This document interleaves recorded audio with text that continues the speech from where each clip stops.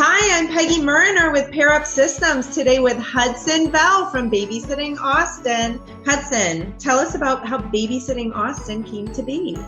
Hey Peggy. All right, so it started because I was in high school working so much with other families and babysitting every single night of the week. And then my friends did not have jobs and they wanted babysitting jobs. So I saw this huge disconnect and I just started Babysitting Austin from there. What are three things that you think have been critical to your success? Great question. So I think the first thing is my community. I went to a small private school in South Austin, Texas, and that community has really supported me through the launch of my business and through the growth of it. So they've done a lot of word of mouth for me. And the second thing I'd say is my parents. So they really were the backbone for me bouncing ideas off of them and coming up with, difficult business decisions at the age of 18. So they were really there to help me. And then the last one is just my can-do attitude. How has Pair Up been fruitful in your business and in your life? It has given me so much of my time back. So Pair Up automated everything I was doing manually before. So I would, before Pair Up, I would get email requests for babysitters, and then I'd start texting babysitters to get them lined up with the job. And Pair Up allows families to log in, prepay, book, and then it goes through the system and sitters can log in and claim the job. So that really freed up a lot of my time. And I use that extra time to build back my work-life balance, but I think it could have also been used very easily to grow my business. What feedback or encouragement would you offer Pair Up users or agency owners thinking about using Pair Up? Yeah, so I would encourage users of Pair Up to go ahead and use the report functions. I did not even start delving into those until I was ready to sell and prepping to sell. But I realize now that I could have been, with a click of a button, running reports and getting really monthly statements to show me my numbers. And so I think knowing that would be very helpful. And then also just use the time that you gain back wisely. So I got a lot of time back with this automation, and I chose to put it into my life, my work-life balance, but I think it very easily could have gone into my business and could have grown it as well. So what is going on with Babysitting Austin right now? That's a great question. So I am in the process of selling. It's super, super exciting. It's super new, and I'm really thrilled for the next chapter. How did you go about offering your business for sale? Yes, so I knocked on doors, meaning I called some individuals. I also called some businesses. With the individual route, I think I probably could have gotten a little bit more money for the sale. But I also felt like there was a slight learning curve that would have happened if I'd gone that route, because I had to learn how to run Babysitting Austin from the ground up. I feel like if someone was not already in the babysitting business, then there would be that learning curve as well, which totally makes sense. But then there's the acquisition opportunity that I ended up going with. So this existing company is going to just hit the ground running with all of my customers and babysitters. What are three things that made your business sale possible?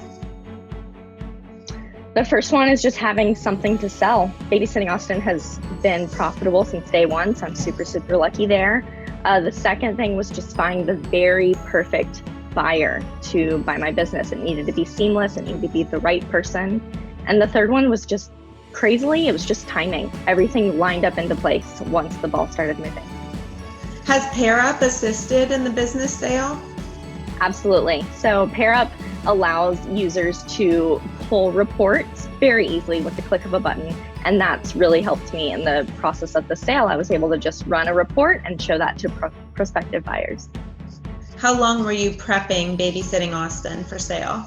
0 time. So I woke up one day and was just super ready to move ahead and sell the business. So that's what I did. You should always have your business ready to sell.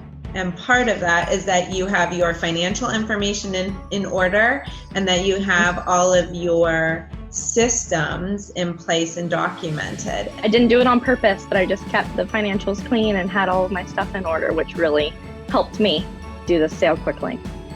How did you come to get a value on your business? there are different ways to do it. So the first one is take a multiple of the profits for 1 year.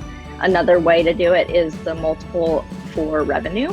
And then there's another one called an acqui-hire, where the scenario is where I would be hired by the company who's acquiring Babysitting Austin, but I would be employed, probably independent contractor, for 1 year, and say the number's 50,000. So, but I would only work like an hour or two a week.